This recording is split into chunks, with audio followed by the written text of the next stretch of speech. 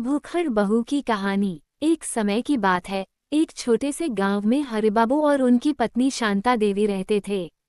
उनके 3 बेटे थे, सबसे बड़ा रवि, फिर सुरेश और सबसे छोटा मनोज। तीनों की शादी हो चुकी थी और घर में बहुओं की चहल पहल थी। सबसे बड़ी बहू रीमा शांत और समझदार थी।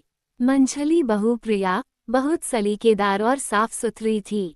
लेकिन सबसे छोटी बहू हमारी कहानी की नायिका पिंकी थी, जो खाने की बेहद शौकीन थी।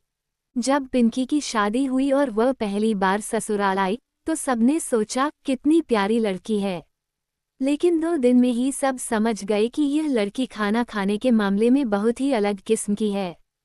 सुबह होते ही पिंकी रसोई में घुस जाती। मां जी, नाश्ते में क्या है? पराठा है तो साथ में मक्खन और अचार भी होना चाहिए। और हाँ, चाय थोड़ी तेज बनाना।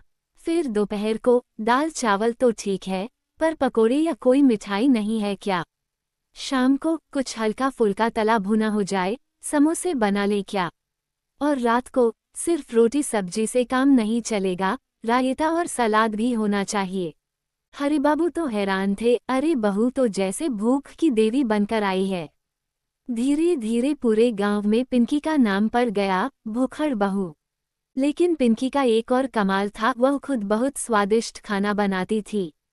जो भी आता वो उसकी रसोई से खाली हाथ नहीं जाता।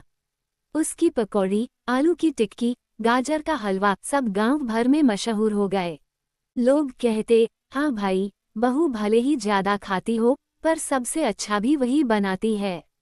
आखिरकार सास ससुर ने सोच लिया, जो बहू पेट से भी भरी रहे और सबका दिल भी भर दे, वही असली रत्न है। और इस तरह भूखड़ बहू पिंकी पूरे घर की जान बन गई। भूखड़ बहू बनाम फिटनेस सास। जब पिंकी यानी भूखड़ बहू की खुराक का असर पूरे घर की सेहत पर दिखने लगा, खासकर हरिबाबू का पेट गोल गोल हो गया और शांता देवी की साड़ी अब पहले वाली फिट नहीं रही, तो सासू माँ ने ऐलान कर दिया, बस अब इस घर में फिटनेस अभियान चलेगा। पिंकी ने पूछा, फिटनेस अभियान? वो क्या होता है मां जी? शांता देवी ने आंखें तरेरी, इसका मतलब है अब कम तेल, कम मिठाई और सुबह योगा। खाना खाकर बिस्तर पर नहीं, छत। पिंकी का तो दिल टूट गया। मतलब अब लड्डू, पराठे, समोसे सब बंद। हाँ, और सुबह 5 बजे सबको उठाकर सूर्य नमस्कार करवाऊंगी, सासू माँ ने आदेश दिया। अगली सुबह पिंकी नींद में ही थी कि शांता देवी ने माइक की तरह चम्मच और थाली बजाई।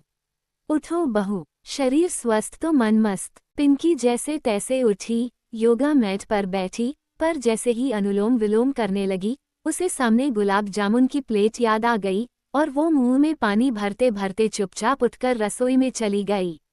रसोई में जाकर चुपके से आलू की टिक्की तल ली और सबको टहलते देख खुद बालकनी में बैठकर मजे से खा ली।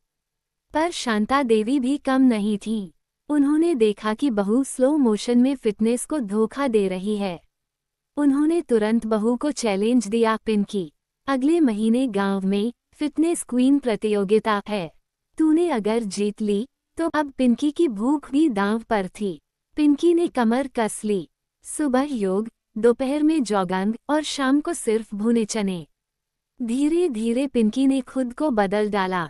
प्रतियोगिता वाले दिन सब देखकर हैरान रह गए। पिंकी स्लिम, स्मार्ट और चेहरे पर आत्मविश्वास। 2 किलोमीटर की दौड़, रस्सी कूद और योगासन में पिंकी ने सबको पछाड़ दिया। जज बोले, greater than fitness queen Pinky भूखड़ बहू।